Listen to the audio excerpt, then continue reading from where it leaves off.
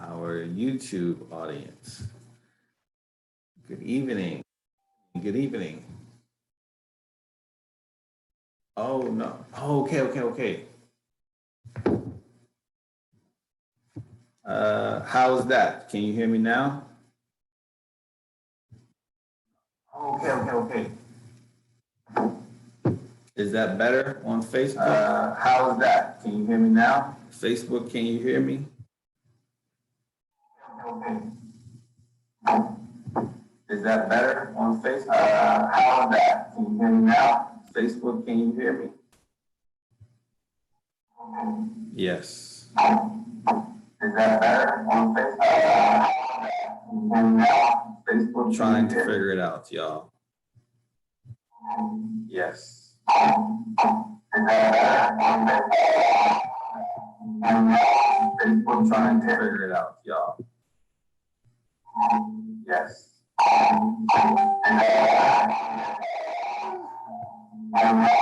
Facebook, trying to figure it out, y'all. Yes.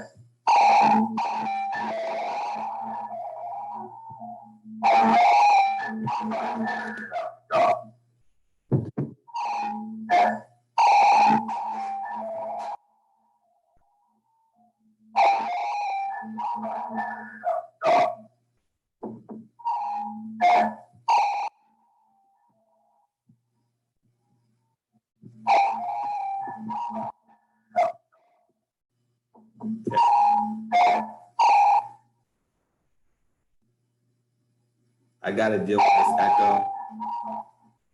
Just give me a second, y'all.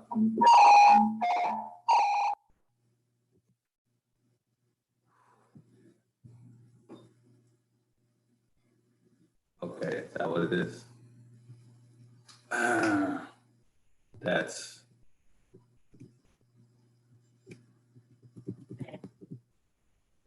I knew it. Okay.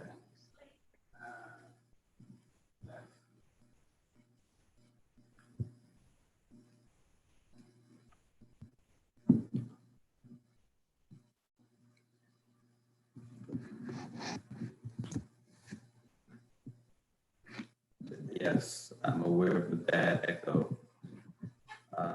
Do you still hear the echo?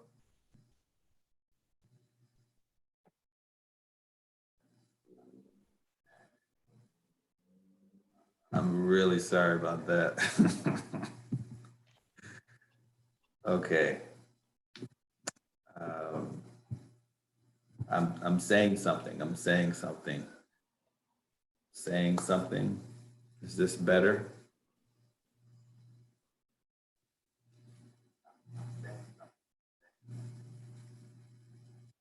It's not better.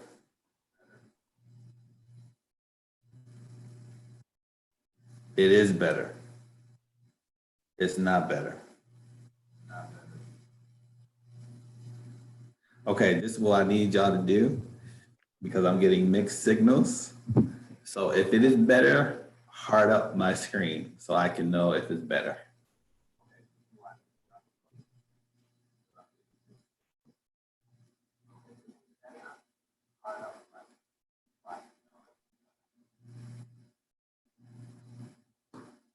Okay, awesome. So we are, thank you. The bad signal has gone up.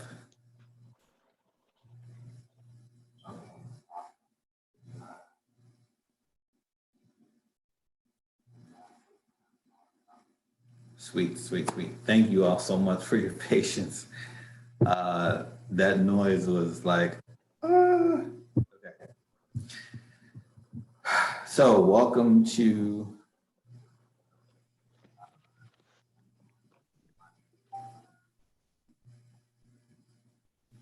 still a little.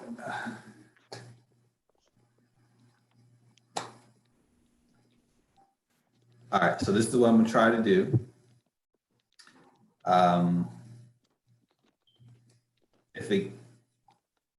I can't hear what you're hearing necessarily. So y'all just have to talk back to me. Facebook is able to type into the comments. Instagram is able to type into the comments. you're checking in via Zoom, we should actually be able to see each other.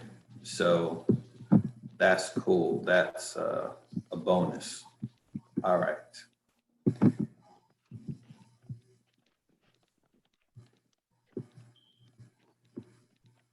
If you want to be seen, if you want to be seen. If not, it's all good. So just quickly, yeah, and I don't know how to fix that. My chat on YouTube.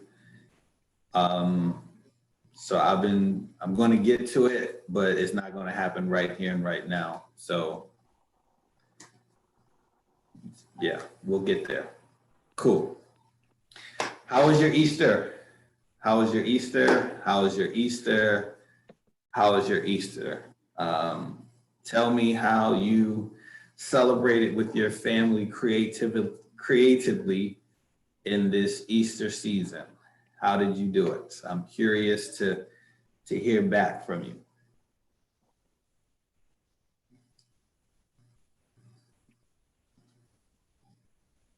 Yeah, listen, people are saying that something happened. Maybe the Holy Spirit was just like, yo, we need to help Kirby out right now.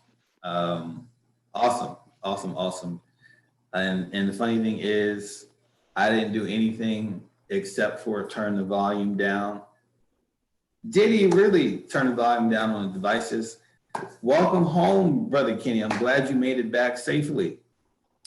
Groovy. I like that. Sweet. So I had a wonderful day on Easter Sunday. Glory to God. It was different. But at the same time, the Spirit of the Lord came. We celebrated, we had communion with the family. And I'm grateful for how God showed up on Easter Sunday. I'm grateful for how God showed up on Saturday. You know what? Last week was just a really great week as it relates to the word, right? The word. There was so much word that we received. I understand some people didn't get to see the 7 last words from last Wednesday. So I'm going to put that up on YouTube for you all so that you can go back and see the link, because not everybody has social media, Facebook and some other things. So we'll get that up for you so you can check it out. It was awesome. And thank you again for all of my friends who came through at the last moment so that we could have a wonderful time. And I want to thank my big brother and friend, Dr. Ray Owens, for hanging out with us on Friday. It was just an awesome time. All right, so, oh, that's really cool. Y'all got dressed up and watched services online. That's awesome. And first time having communion in your home. That's awesome. That's great to hear. I'm glad that you were able to celebrate Jesus and the fact that he got up with your families.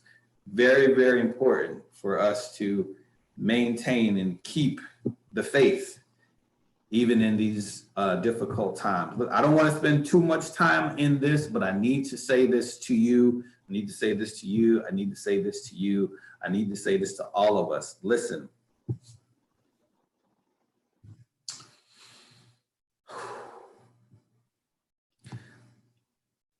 They put a testing center in North Preston.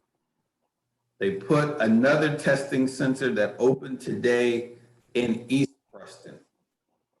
There's another one probably that's going to show up in Cherry Brook as well. They're not putting them in the community for no reason. I understand that people have been having parties and going to these parties and then testing positive for COVID-19. I've been all over the hashtag stay home, all over the hashtag spread the word, not the virus. Listen, if you choose to go to a party, you're choosing to spread the virus. I got confirmation, not hearsay, confirmation that there are about 100 cases in the Prestons.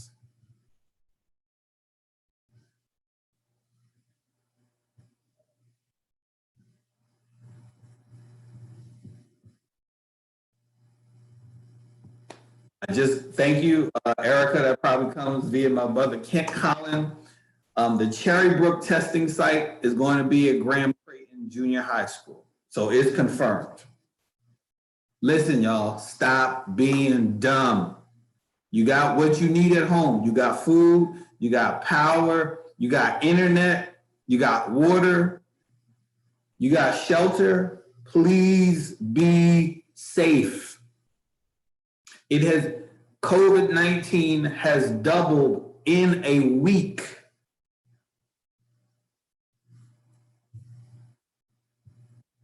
On this side,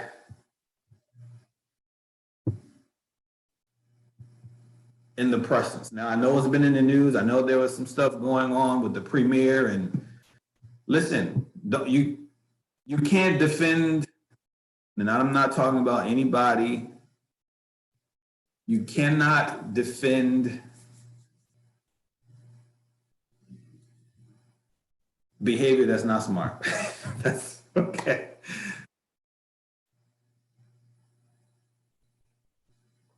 That's, yeah.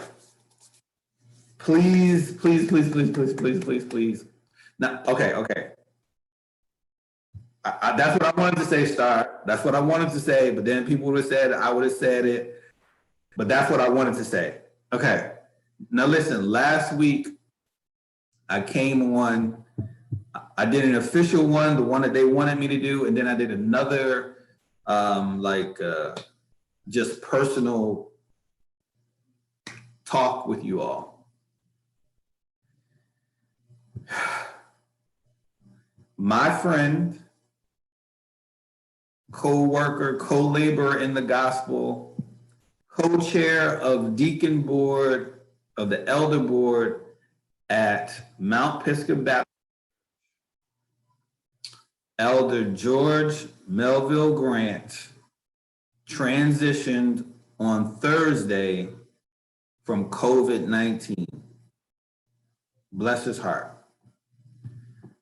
Y'all gonna keep messing around. Y'all don't see, this is the thing. Y'all don't think it's gonna touch you. It's not, first you said it's not gonna come to Nova Scotia.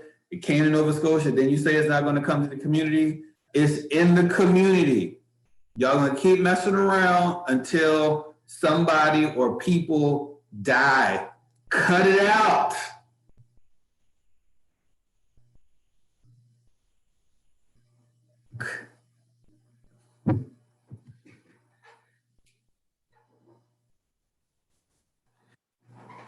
All right. That's my public service announcement. Be hard-headed if you want, but please don't. Just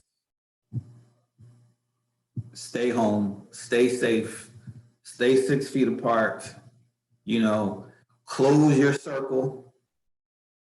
Don't let people come in and out of your house. Try to, keep your people in the house. It's hard. I know I got teenagers. All right. If you're ready for a revelation, say I'm ready.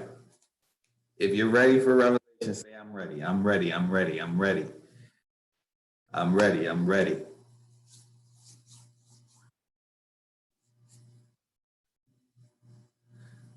Two weeks ago, we started. I gave you kind of an intro to Revelation, and tonight we're going to continue it. I'm taking the approach of how do you bite or eat an elephant? How do you eat an elephant? And the answer is one bite at a time.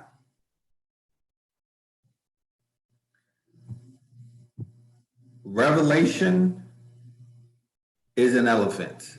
It is big. It is huge. But I'm going to do my best to cut it up, parcel it out to you so that you can digest it, so that you can understand it, so that you can comprehend it. And this is my overall goal, okay? My overall goal is that you not be afraid to open up the book of Revelation. That's my goal. I don't want you to be afraid.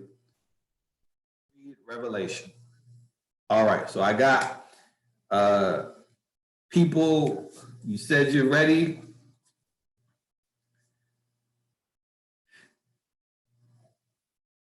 Let's get it. So I've created a slideshow for you tonight.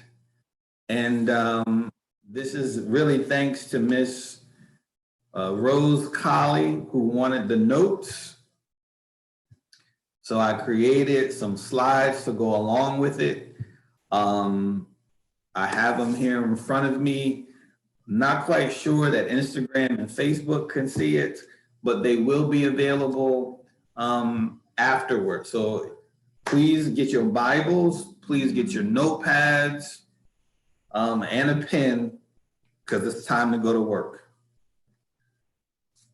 All right, y'all said y'all ready? Now it's time to go to work. Let's go.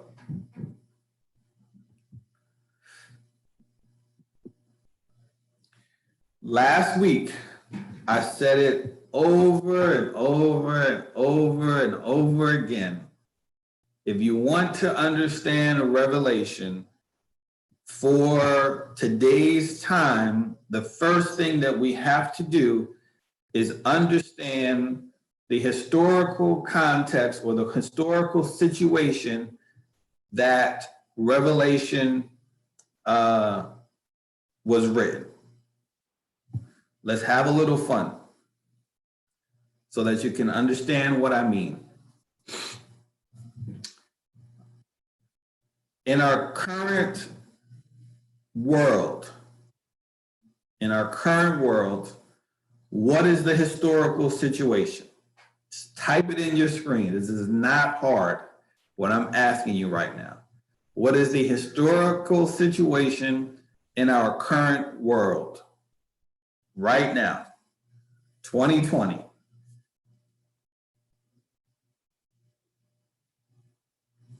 I'm waiting for you. I'm waiting for you.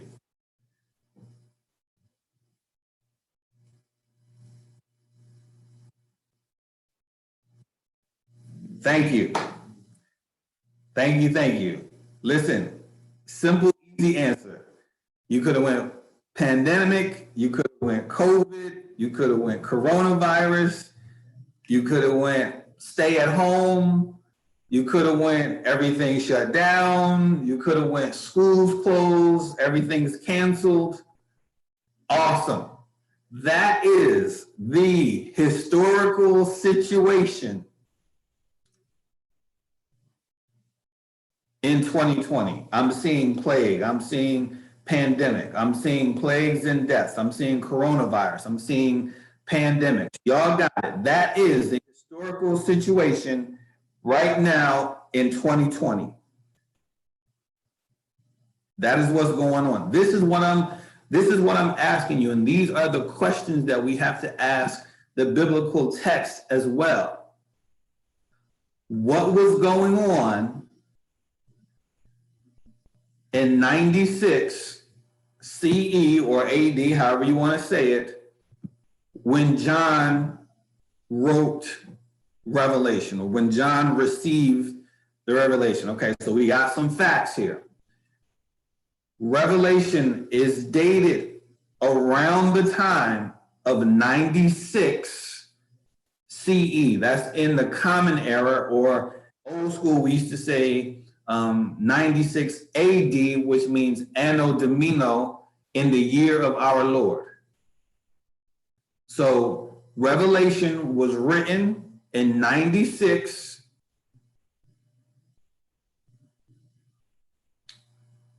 It was written in the place of Asia Minor.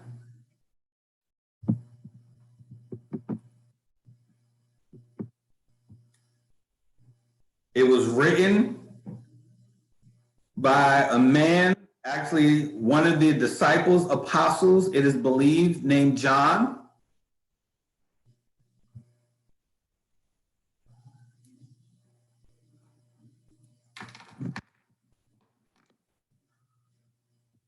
And he wrote it on the island of Patmos, or the Isle of Patmos.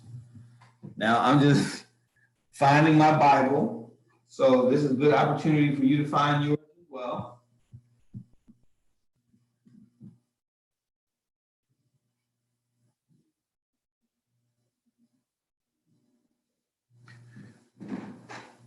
We can actually find some of this information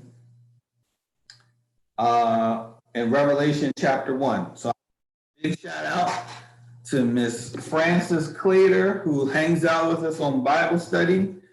She read and reread and reread and reread Revelation chapter 1, which was your homework from last week or from 2 weeks ago.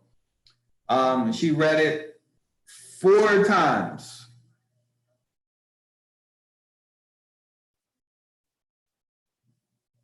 How many of y'all have read Revelation? How many of you did your homework? Let me see your hands if you did your homework.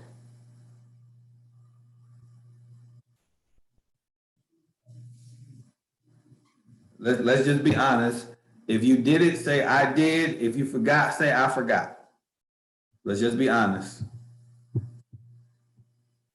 Either I did or I forgot.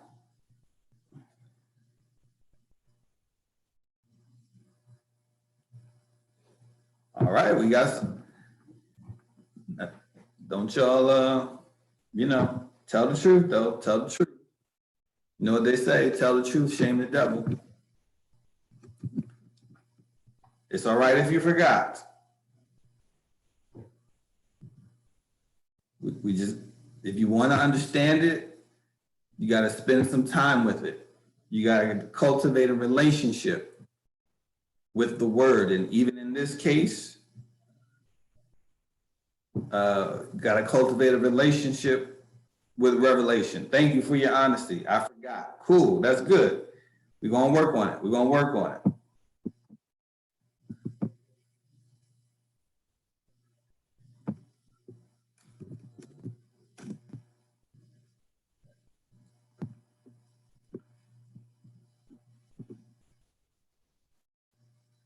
All right. So I'm going to read Revelation, which is called the prologue. We're going to get there in a second. And it's going to give us some information, a little bit about the historical situation. All right. The revelation from Jesus Christ, which God gave to him to show his servants what must soon take place. He made it known by sending an angel to his servant John. Who wrote it? Was right there. John, who testifies to everything he saw. That is the word of God and the testimony of Jesus Christ. Blessed is the one who reads aloud the words of this prophecy. That's why you got to read it, because there's a blessing in it.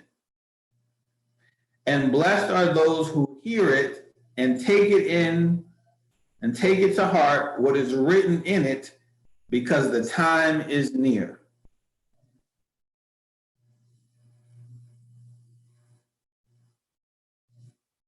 So it was a revelation. It was a vision given to John while he was on the island of Patmos, and is a testimony about Jesus Christ. This is the prologue.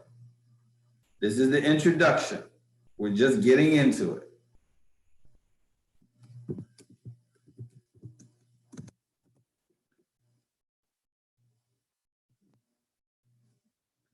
Why was he? Well, I'm about to tell you something. John was exiled and martyred for his faith in Jesus Christ.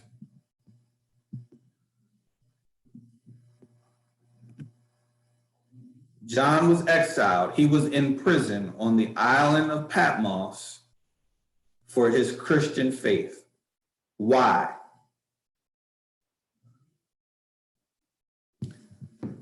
So we go from what was going on in the year of 96, and we have to widen our pan. How many of y'all heard that on, right?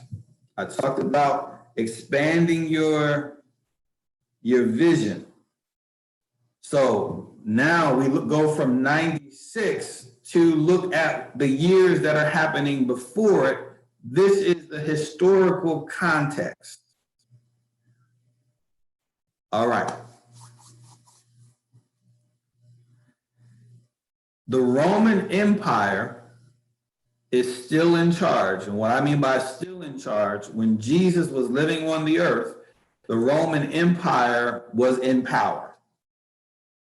Y'all remember when Jesus was born, we hear the stories of Herod, right? Y'all remember this? Herod was searching for the child.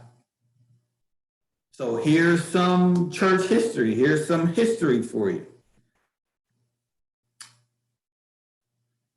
There's the Herodian dynasty, Herodian, the Herods or the Herodian dynasty. These are the ones that were in power around the time of Jesus's birth. And so this would include Julius Caesar and Augustus Caesar, right? But after the Herodian dynasty, another family took over. This is called the Flavian dynasty or the Flavian dynasty, Flavian.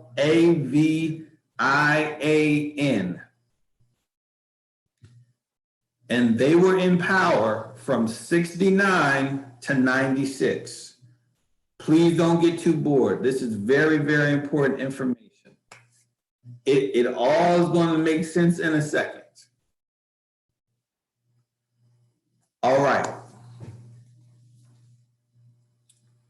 In the year 66 AD or CE, there was a Jewish rebellion. The Jewish people who had been oppressed for years, first under the Herodian dynasty of the Roman Empire, and then of the Flavian dynasty, they revolted in the year of 66. During this same time, there was a civil war. It's called the War of the 4 or 5 Kings. This happened in 69. So you have all this war going on. You got the Jewish revolt. You got civil war, people trying to vie for power and position in the Roman government.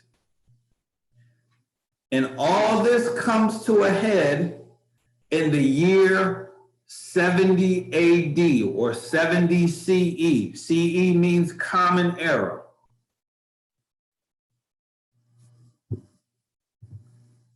What happens in 70 AD?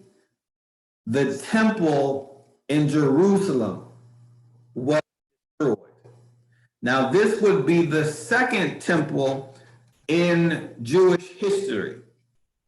The first temple was destroyed in 586 BCE or BC, before Christ or before the Common Era. 586 BCE, the first temple was destroyed.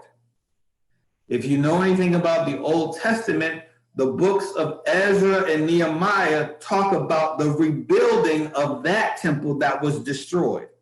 And they did, they rebuilt it. And so now, what do we have? 500, 600 years later, The second temple that was built in the time of Ezra and Nehemiah is now destroyed in Jerusalem because we're in a season of war. So,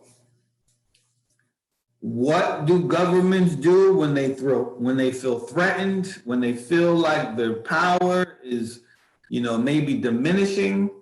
They start to get more strict with their, ruling. They try to have more military presence, martial law, things like this. Let's bring it even to today right now. I made an appeal, I made a plea to you all about staying home during COVID, but guess what's going to happen? Soon enough, if the numbers keep going up, the government is going to basically militarize the police and the RCMP and the National Guard and all of this, and they're going to be out patrolling. Mark my words. I don't know any information about this, but this is what's going to happen. They're going to tighten things up. So the government now is blaming the Jews for the revolt that happened in 66. And of course, a part of this, remember that Jesus himself was crucified by the Roman government around the year 30 to 33. So these followers of the way, these followers of Jesus, are not friends of the state. So what did they start doing? They started persecuting, they started arresting, they started accosting first century believers. They started rounding them up.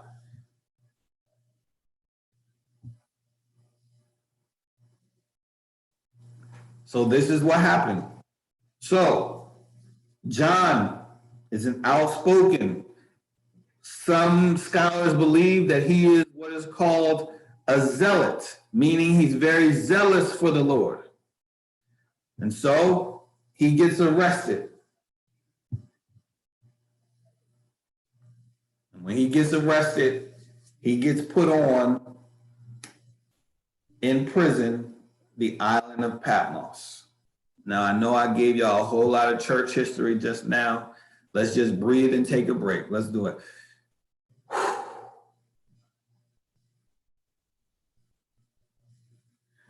The reason why this is important, and the reason why you need to understand why I needed to set this up for you, is because when you understand the historical situation and the historical context, the years leading and the years following, the words that are actually in Revelation will begin to make more sense.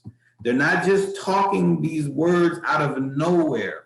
They're saying these things. It comes out of a real life situation. That's an important point.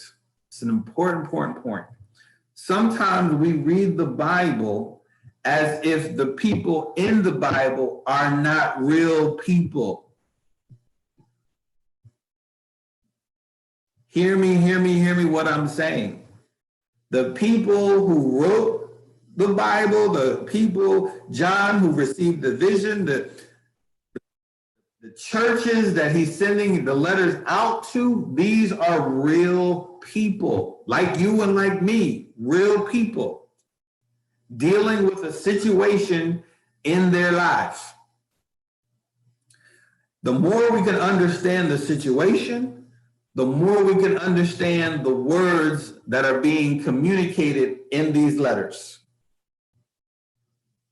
So I'll give you, for instance, I'm actually enjoying this, I'm going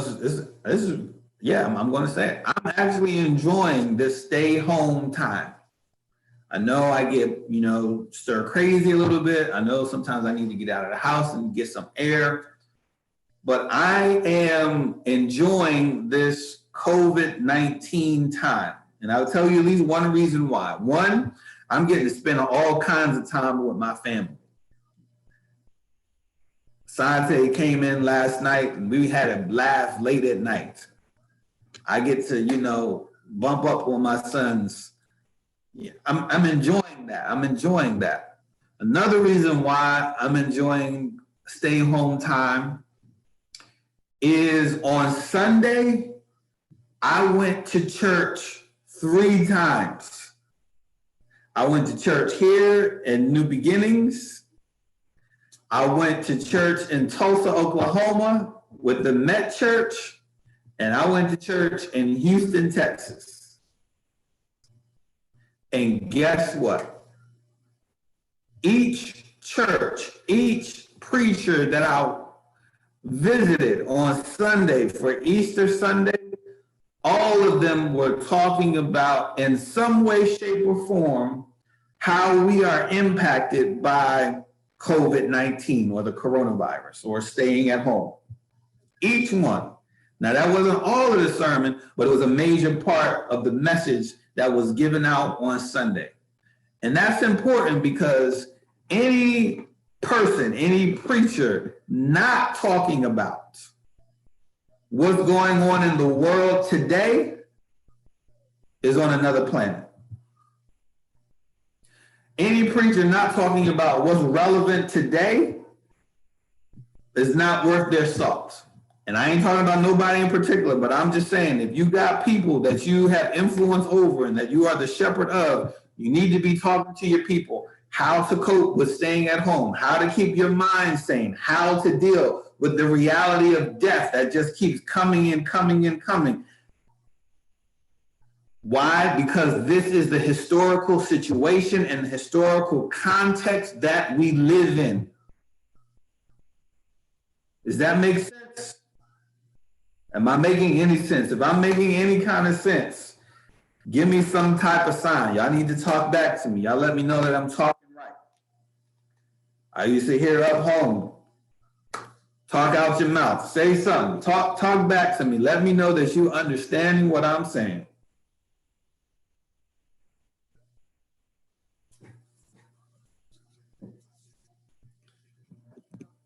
All right. Y'all talking back at me. Y'all. Okay. So John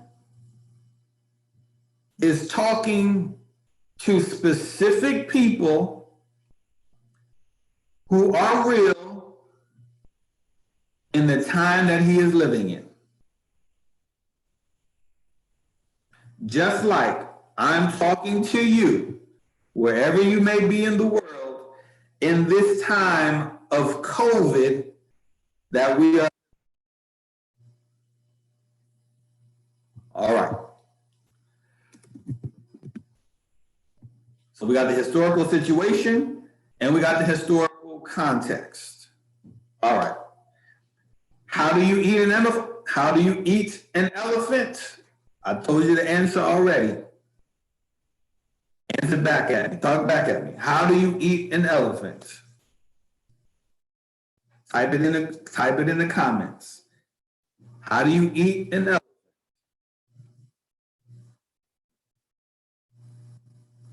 Y'all forgot.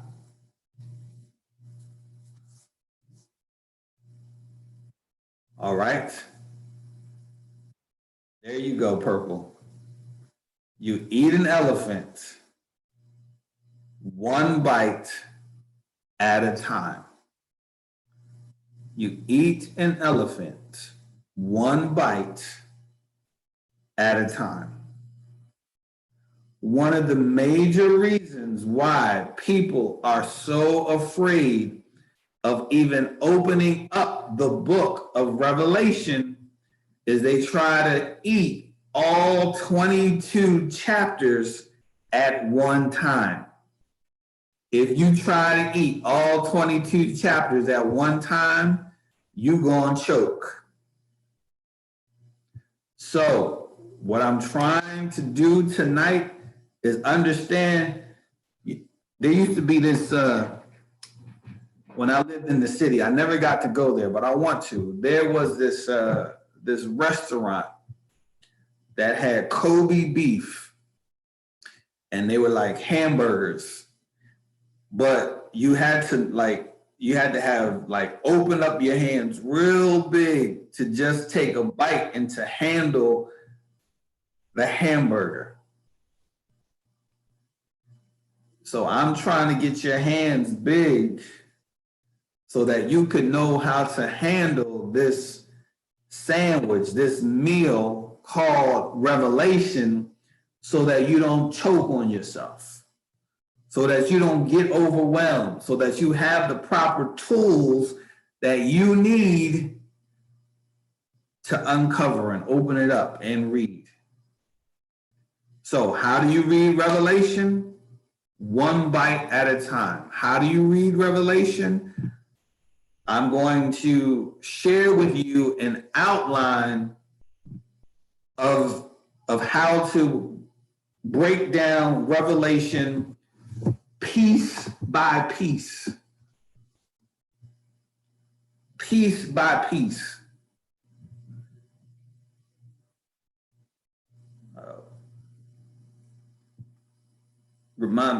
Let me do this. Let me stay focused. All right. So, exactly, Jesse. Exactly. You can't rush Revelation. You got to take your time with it. You got to develop a relationship with it. All right. Are y'all ready?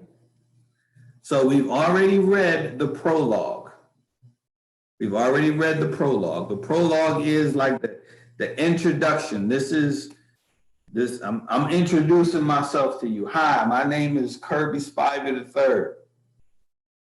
This is Revelation 1:1-3. I hope y'all writing your notes. The prologue is Revelation 1:1-3.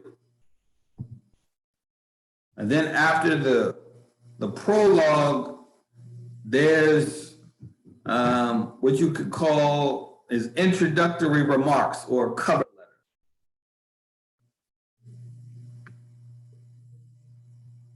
So let me give you an idea of what I mean. So many of you know that on the 1st of April, I defended successfully my doctoral thesis. You're missing something there, Shauna. It's chapter 1, verses 1-3. On my paper, there's the cover paper, and it gives, an overview. This is written for, doctoral thesis, written by Kirby Spivey III, and then there's the title of it, Black and Blue Nose Towards an African-centered ministry of reconciliation to heal the effects of internalized oppression in the church. That's what the whole thing is about. I'm talking about giving you my cover page, right? But then there's another page on there called the abstract. Now the abstract gives you in short version what the whole long paper is about. So in a paragraph, the abstract has to tell you what all 66 pages was about. So this is what John is doing. Number one, he's in the prologue, he's introducing himself. He's given his credentials. Listen, I received this vision from Jesus himself, and God gave it to me to give to you the 7 churches of Asia Minor, right? And then he says, okay, this is what it's about. This is the cover letter. And then, so that's, the cover letter is from chapter 1 through verses 4-20. I hope y'all are writing this down. So the prologue is chapter 1, verses 1-3. And the cover letter is chapter 1, verses 4-20. So this is what I'm going to be talking. This is the cover page, and this is what I'm going to be talking about. Verses 4-20. And he does it real quick, real short like. And then right after that, you have the first vision, which is the letters to the 7 churches. And that is from chapter 2, verses 1 to chapter 3, verses 22. All right, let me rewind just to make sure everybody got it. I'm trying to help you to understand how to read and study Revelation one bite at a time. You got the prologue, chapter 1, verses 1 to 3. You got the cover letter, which is chapter 1, verses 4 to 20. Then he gets into the first vision, which is the letter to the 7 churches of Asia Minor, and that starts at 2:1 through 3:22. I'm going to pause for any questions. We in school, we in study. Put your hand up like you did, whatever. Throw some, say, hey, wait a minute, I'm not getting this. Slow down. Let me know what you need because I really want you to understand this. But if you're good, you can type in, I'm good. If you're good, say I'm good.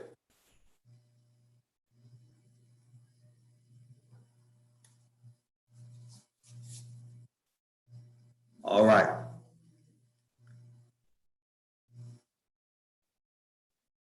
All right.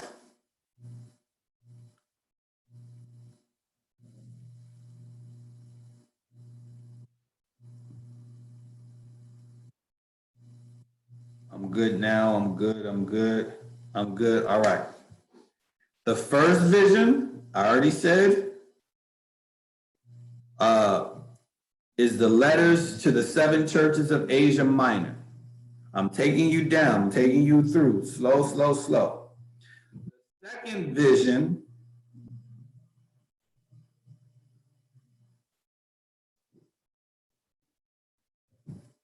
is in the throne room in heaven. The throne room of heaven is the second vision. And that is between chapter 4, verses 1 through chapter 11, verse 19.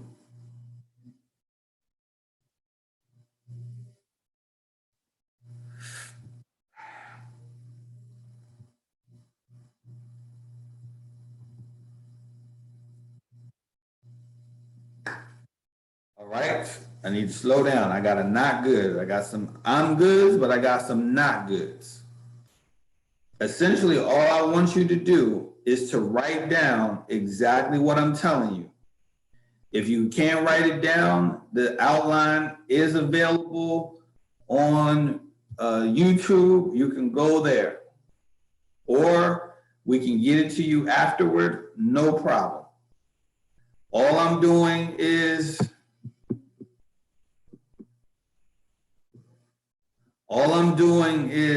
taking you vision by vision, piece by piece, so that you can understand what's happening in Revelation. That's all I'm doing. All right. Second vision is the throne room in heaven from chapter 4, verses 1 through chapter 11 to 19. Now, that's really cool because that should help us out a little bit. What I mean by that is, what's this? 7, 8, that's like 8 chapters in the throne room of heaven. Listen, I can hang out there for a little while. Right? I can hang out in the throne room for a little while, and we get to hang out there for a little while. But don't stay there too long, though, because the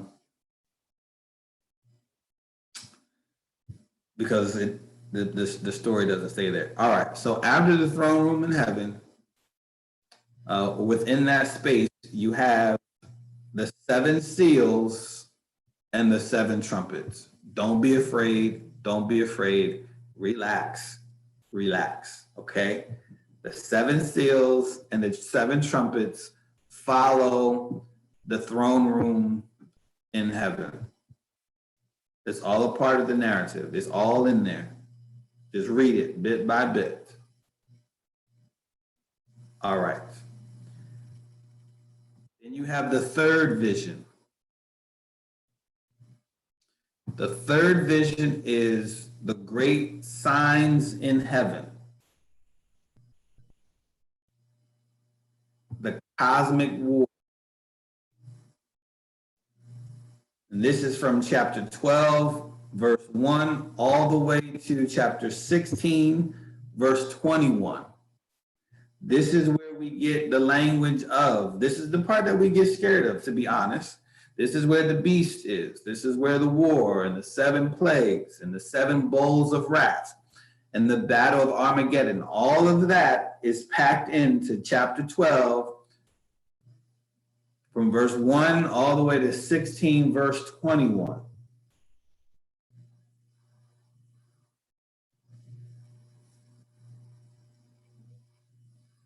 So we've gone through 3 visions. The first one was the letter to the churches. The second one was the throne room in heaven. And now we're at the third vision, which is the great signs in heaven or the cosmic war. It starts at chapter 12. And don't worry, because I'm not rushing through this. We're gonna walk our way through Revelation. I just want to help you to have, it's like when you go to a restaurant, right? You got all of the forks out, and if you don't know this, you always start from the outside in. Just pick up the fork that's on the outside most and the knife that's on the outside most, and you start there. And whatever they put in front of you, that's what you use first. All right, and they take that dish away, you leave those utensils on, they take them away, then you go to the next one out, and so on and so forth. This is what I'm trying to do for you tonight. All right. The fourth vision is the judgment on Babylon. And Babylon in Revelation equals Rome. Next section, after I get through the outline, I'm going to give you some helps to what some of the symbols mean so that you can understand what's actually going on. But the fourth vision is the judgment on Babylon, and Babylon in Revelation equals Rome. And you can find this, you'll find this in chapter 17, verses 1 through 21 at chapter 8. Chapter 21, verse 8. Sorry about that. Now, so the fourth vision, there's 4 different parts of this fourth vision. Think of, movies that have, sequels. Think of, first thing came to my mind was Star Wars. Star Wars started with A New Hope, which was really number 4. Then it was The Empire Strikes Back. That was number 5. Then there was Return of the Jedi. That was number 6. And sometimes if you're not a Star Wars fan, it can get confusing because we did 4, 5, and 6 in the 80s. And then we went all the way back to number 1. It was kind of weird for a while, right? But you just have to stick with it. All right, part 1 of the fourth vision is this: the allegory of the great whore. The allegory of the great whore. And that's in Revelation chapter 17, verses 1 to 18. Excuse me, Revelation chapter 17, verses 1 to 18. That's part 1. Part 2, Babylon or Rome is fallen. That's chapter 18, verses 1 to 8.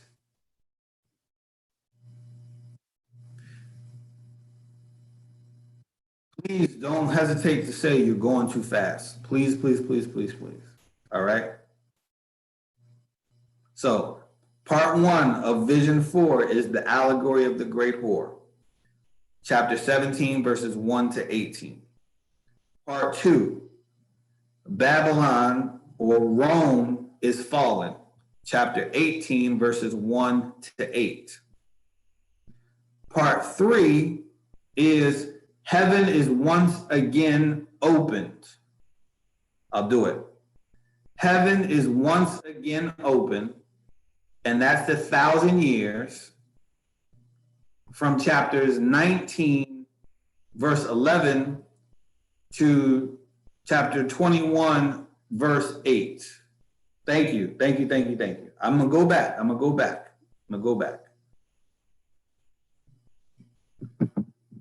I got you. Just hold on. So I've gone through 3 right now. I'm going to do 4, and then I'm going to go back, rewind it, and say it again. Part 4 is a new heaven and a new earth. Part 4 is a new heaven and a new earth, and that is chapter 21, verses 1 to 8. I love that one. I memorized that. Then I saw a new heaven and a new earth, but the first heaven and the first earth had passed away. It's beautiful, beautiful, beautiful. All right, I'm going back now. We're in the 4th vision. The 4th vision is the judgment on Babylon. Babylon equals Rome. Babylon is Rome in Revelation. And the segment of Revelation that this takes up is chapter 17, verses 1 through chapter 21, verse 8. The judgment on Babylon. There are 4 different parts to the judgment on Babylon. The first one is the allegory of the great whore. And that is from chapter 17, verses 1 through 18. 17, verse 1 through 18. That's number 1, part 1 of the 4th vision. Part 2 of the 4th vision is Babylon is fallen. Rome is fallen. That's chapter 18, verses 1 to 8. Now, this just came to me just for y'all to understand, maybe. There's been this new series of movies.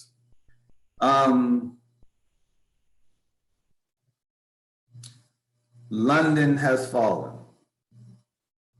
Y'all know these movies? White House Has Fallen. And all right.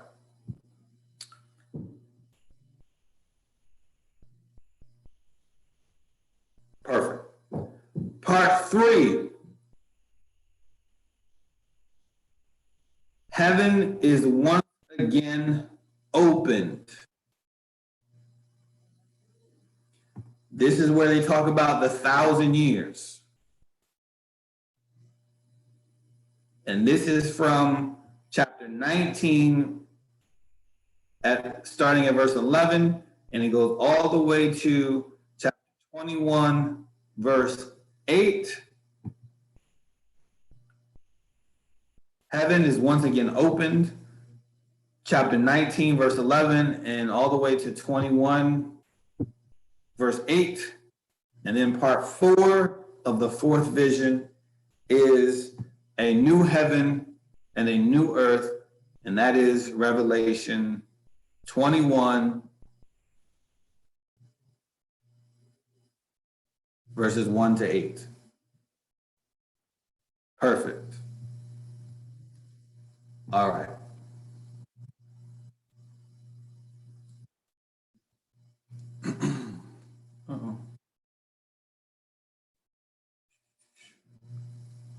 One quick second. Okay. So that's the 4th vision. The 4th vision. That's the 4th vision. The 5th vision is simply the New Jerusalem. The New Jerusalem. And that follows from chapter 21, verse way to chapter 22 through verse 5.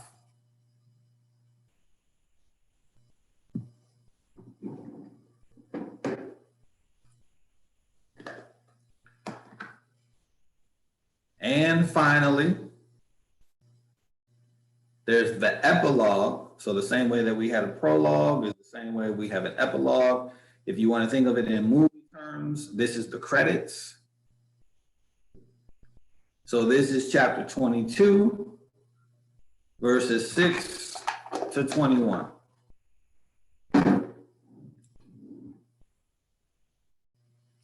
All right, I know it took us some time. I apologize if I was going fast sometimes, but guess what, y'all? We have just outlined the entire book of Revelation. In other words, this is what we did. You know how this is what my daddy used to do for me, especially when we were having meat. So my dad used to take my plate and put it in front of him, and he would cut up the meat for me in pieces that my mouth at that time could fit. So what was important about what we just did, we just broke up Revelation into pieces that we can digest.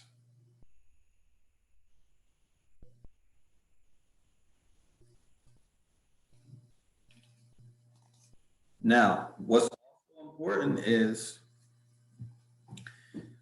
I've given you the game plan. I've given you the script. I've given you the, do this, then look at this, then look at this, then look at this.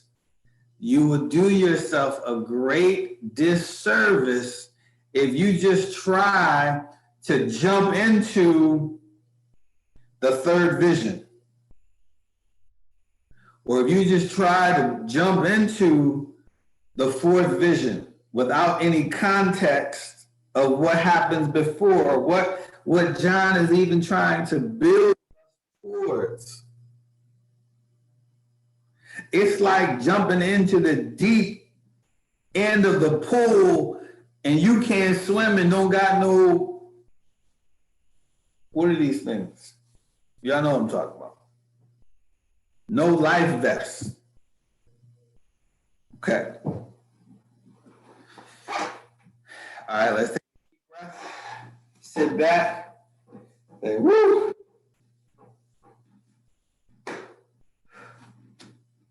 Take a breather. Matter of fact, let's do some shoulder exercises. All right, let's loosen it back up. Okay. Now, I think I have one more slide for you. Can you handle one more? Floaties, that's right. Can you handle one more slide? This is it for today. One more slide.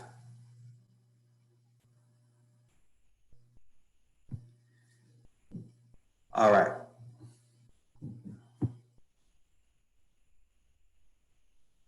Yes, like whore, like prostitute, like WHORE. Let me see what you're saying, Jesse. I appreciate that. Can I see more? I can't see more. No. But yes, WHORE. I got one more slide.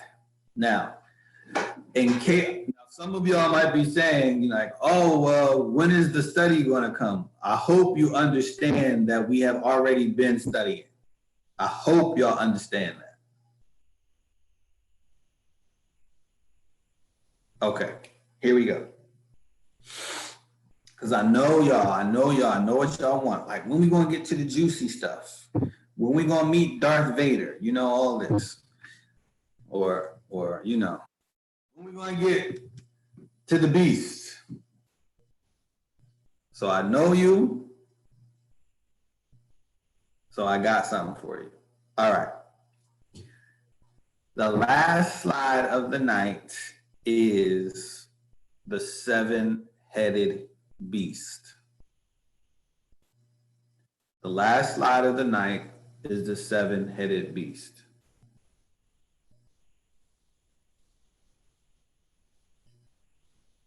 All right, one more time. If you're ready for the last slide, say I'm ready. If you're ready for the last, say I'm ready. If you think you can handle it, say I'm ready. You can't handle the truth. If you're ready for the truth. I can't even repeat that one. That may enter into, R-rated territory. All right. Again, if y'all want to follow along with the PowerPoint, the slides that I presented, they are available to you on YouTube. They will be up. They're not going anywhere. All right, y'all still got your Bibles? Because you need your Bible now. So let's open up to Revelation chapter 13. Revelation chapter 13. Nope, that's exactly how you spell Darth Vader. Revelation 13. And we're going to begin at verse number 1. Revelation 13, verse 1. Now, I gave you the outline so you know what section it comes from. Somebody real quick, you got your outline in front of you. What section does this come from?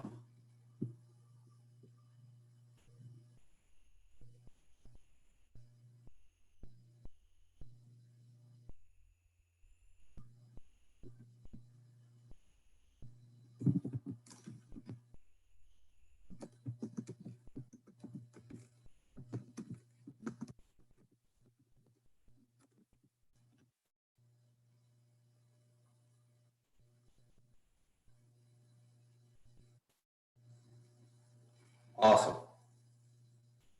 All right. So here's a guided tour of the symbolism of chapter 13, which is the third vision. Okay. This is what it says.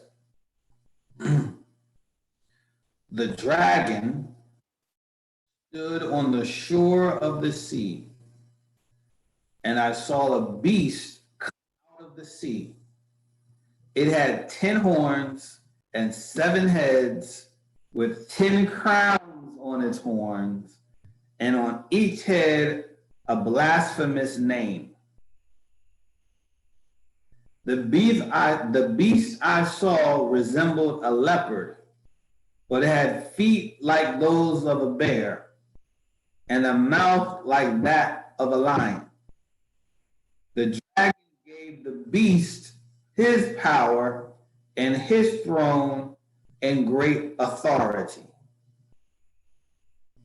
One of the heads of the beast seemed to have had a fatal wound, but the fatal wound had been healed.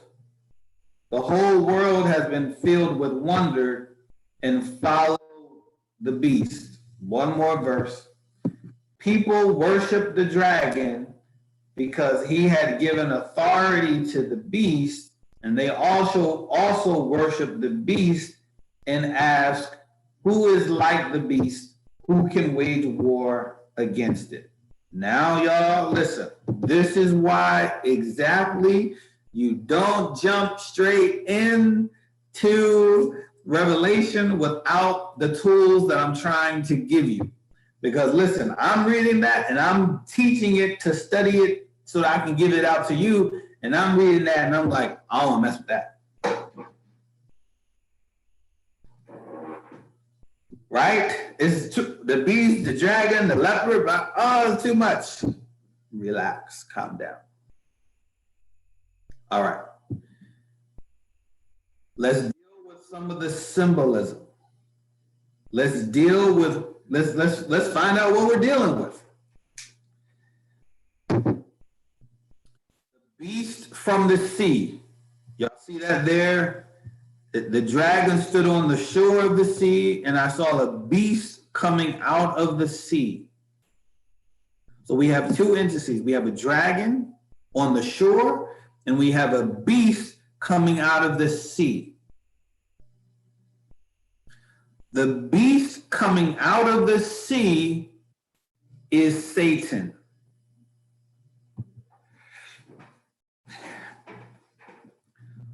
The beast coming out of the sea is Satan.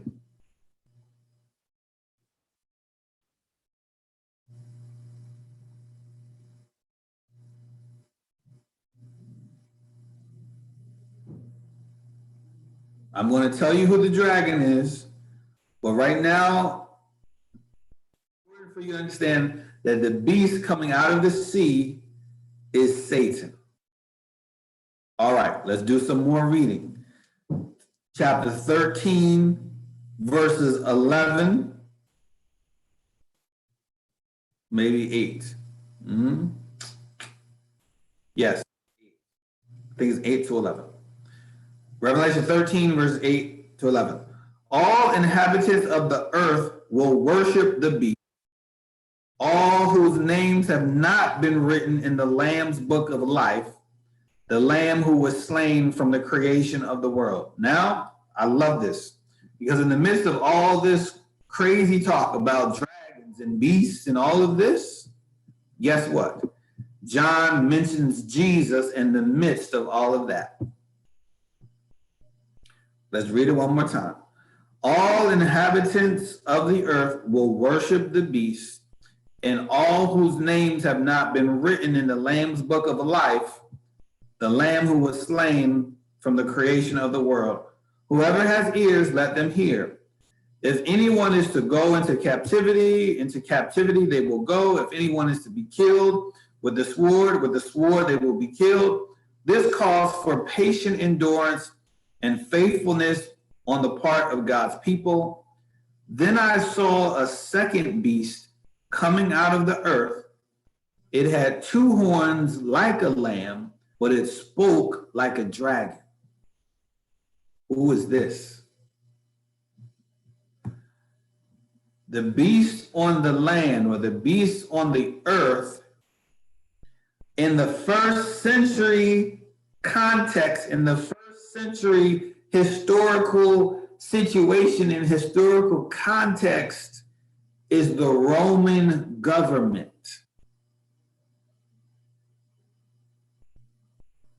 The beast from the land, Revelation 13, 8 to 11, is the Roman government.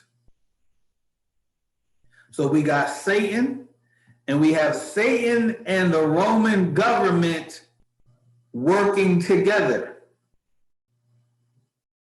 This should sound very familiar. In a minute, I'm going to go from the first century and I'm going to make the leap to the 21st century where we are, so that it makes sense for our understanding in our day and time.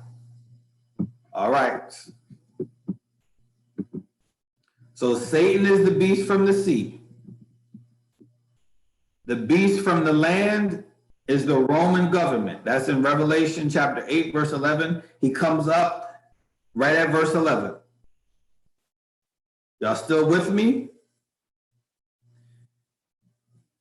I need you to flip. If you got your phones, you can use your phone. If you got an old school Bible, use your old school Bible. Revelation 17, chapter 17. Revelation chapter 17. Let me get there myself. Revelation 17. And we're going to start at verse 9.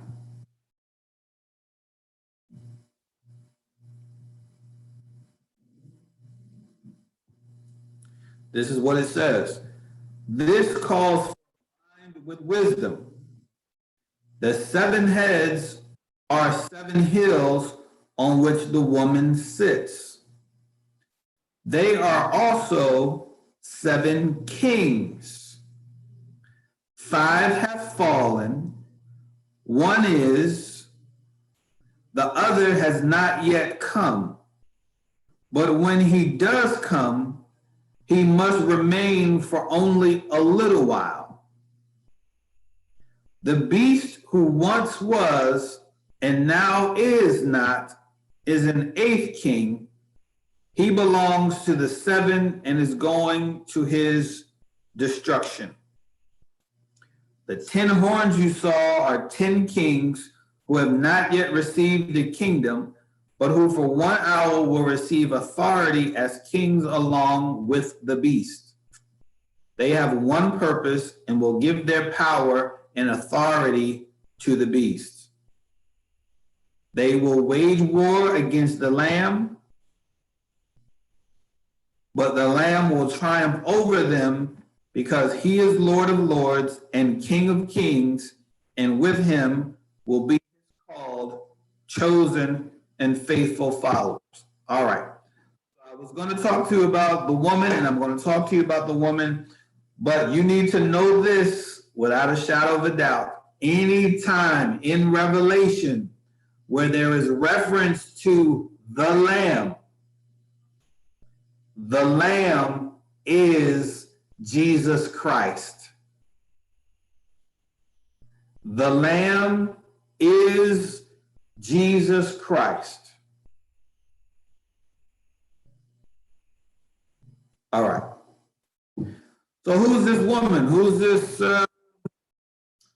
woman on the beast? Who's this woman on the beast?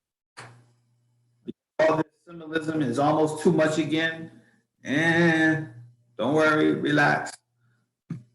The woman on the beast is Rome.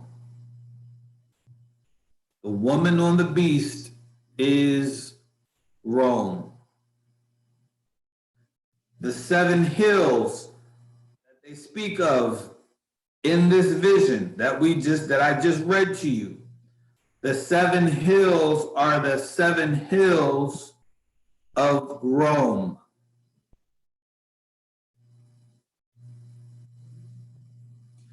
We talked about 7 heads right there at verse number 9. The 7 heads are 7 hills on which the woman sits. That's 17 verse 9. What are these 7 heads? The 7 heads equal or are 7 kings.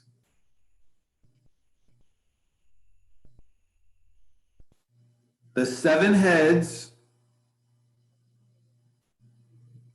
are 7 kings. It says it right there. 5 of them have fallen. Who are the 5?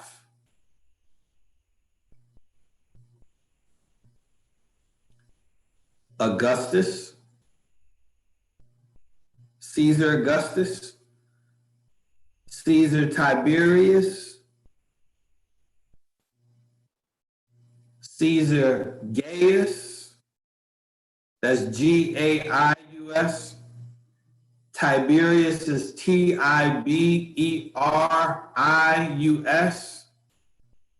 Augustus, Augustus. So I said Augustus, that's 1. Tiberius, that's 2. Gaius, that's 3. Claudius, that's 4. And Nero, that's 5. Those are the 5 kings that have fallen.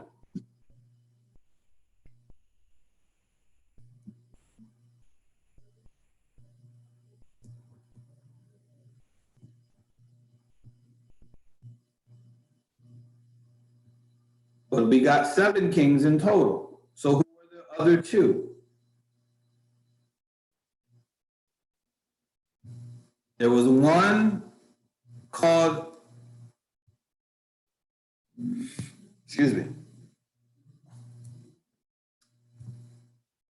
Vespasian, something like that. Vespasian. And then the last one who was alive right when John would have been writing is Domitian. Damitian. Domitian.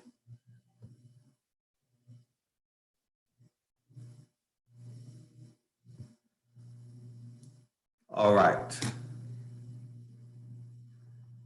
So you can almost see, well, first of all, there's so much symbolism going on that if you don't know this information about what was going on in the first century, if you don't know, you know, if you don't have this information and you try to read Revelation, it would be so easy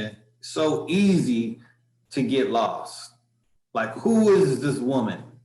Who are these seven heads?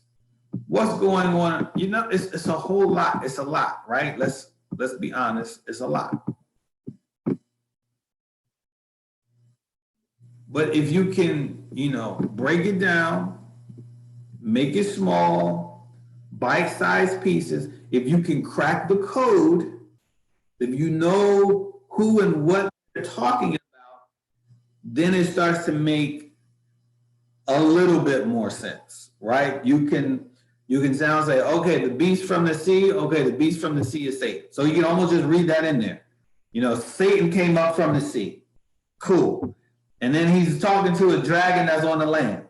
So Satan is now talking to some humans, and they're getting together, doing some things together. And they fight against the Lamb. We know the Lamb is Jesus, but they can't win against Jesus because Jesus is always going to win.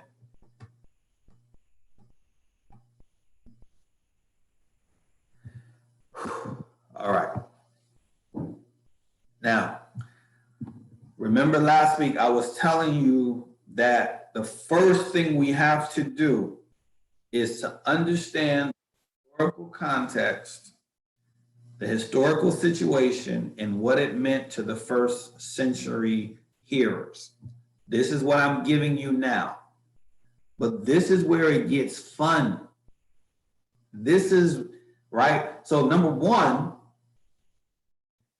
to know what he's talking about in his context, and now we got some insight to what he was talking about. Like that changes everything. Okay, so now we have a bit of an understanding. Remember, there's all these wars, this fight for power. Who's going to be king? Who's going to be the next Caesar? There's the Civil War. Then the Jewish people rise up. It's a whole lot going on in the first century world, right? Jesus is born in this time, so you know some of the people who live with him are yet alive. It's a lot going on. It's charged. It's a time that is charged. So that's what's going on. This is what John is writing to. Now, let's have some fun. Let's do this. This is us. Let's lay it over top. Well, let me do like this so it can match. All right, right? So this is the first century historical context. This is the first century historical situation. Now let's lay ourselves parallel. Can you see it? Can you see the parallel? We got thumb matching against thumb, finger. Okay, let's have some fun. So Satan is Satan, right? Satan is Satan. He's the beast coming from the sea. Who would you say is the beast coming from the land that in the first century was the Roman Empire? Who is the beast from the land in 2020? I don't want to give it away, but say in the world. I'm not going to say because I'm not going to say. I'm going to sit back and wait for you to answer because I think you can get this one.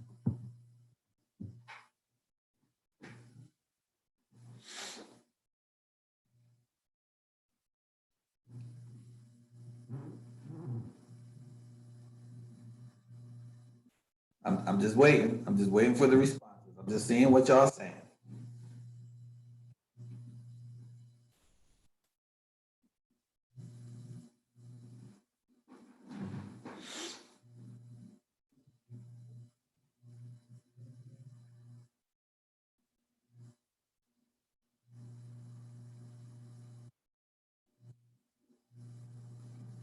I'm not saying nothing. Y'all saying it.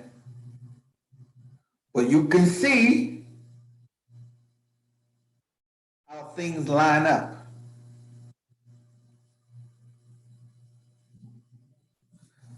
All right?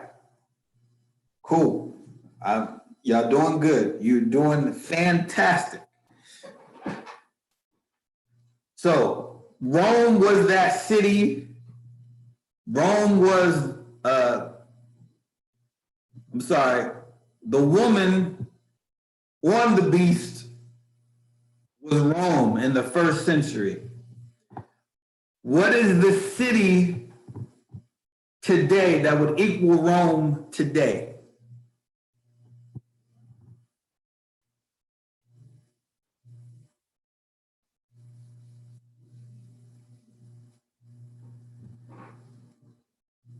I think we got some choices actually. Right? We got some choices. If Rome was the city in the first century, what is the city in our world today?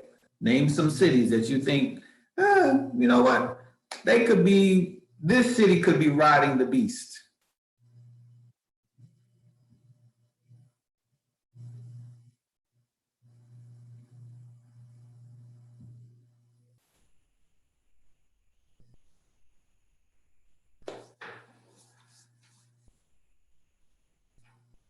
I agree, Miss Francis.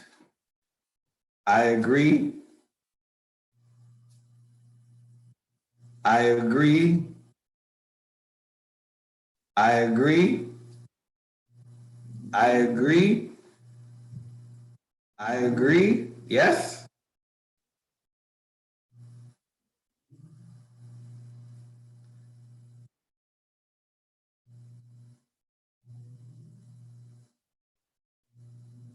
Now watch this. Watch this. So, and this is interpretation, right? What we're doing is interpretation. We've done the work of the exegesis, of understanding the historical context and situation of the first century. Now we can go like this. Say, okay, how does this world of the first century look back up at our 21st century world and parallel? One thing I did not see on your answers, nobody said the Vatican. I'm just saying. I'm just saying. It's a possibility in our interpretation. Okay.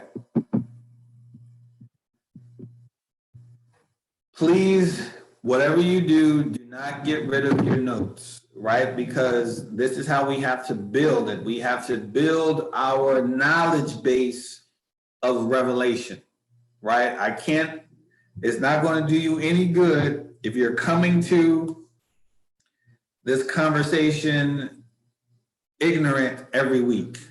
It's not going to work out. It's not going to work out for you. It's not going to work out for me.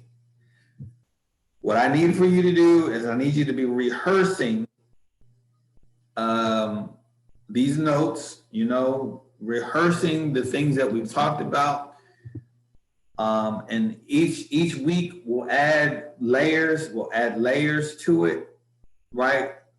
Giving you again the tools to be able to cut Revelation so that you can break it down, know what John the Revelator is talking about in his first century. I'm exhausted too, Star. In his first century context, so that we can make better sense of it for ourselves in our present day and time. All right.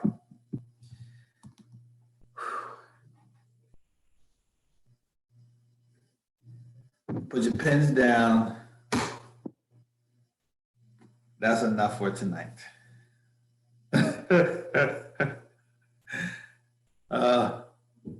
Thank you, Shauna. Thank you for typing in the notes. Again, my brothers and sisters, this is available. The notes and everything is available on YouTube. From start to finish, it's there for you. All right. I want to take this time out to just chill and to say thank you. I want to say thank you, one, for your engagement, for your participation, for your willingness to dig deep into a study like Revelation. Revelation is not easy, right? It is not.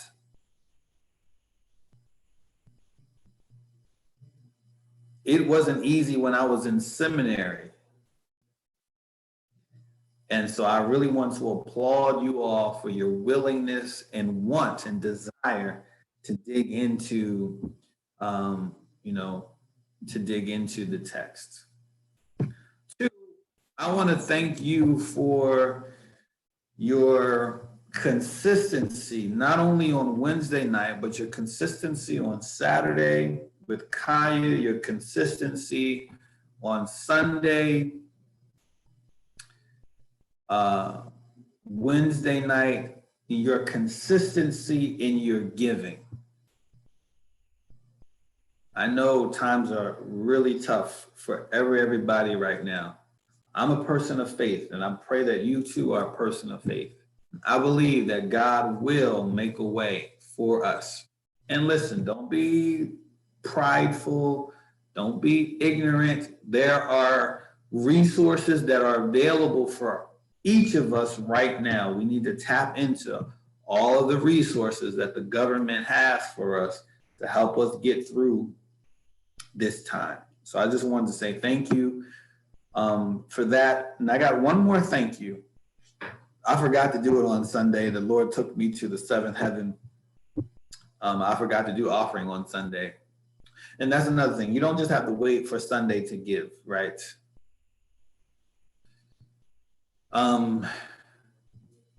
Sunday broke our fast. We were fasting for 40 days in the season of Lent, and we were doing the Daniel fast. And I want to thank all of you, wherever you are, who participated in some way, shape, or form in the fast that we were participating in. I am so grateful to you. I'm grateful to God for allowing us the strength and the dedication to stick with it, to get back on track when we fell. And this is what I pray for you. I pray that your commitment to the fast is helping you right now in the COVID-19 season. I didn't know COVID-19 season was coming. Matter of fact, I was in the States. They almost closed the border. I didn't know, but I pray that our season of fasting and praying together has helped you and is helping you, sustaining you in this COVID-19 season. All right, we've had a good time together. I've had a good time opening up the scriptures to you. We're going to go deeper next week.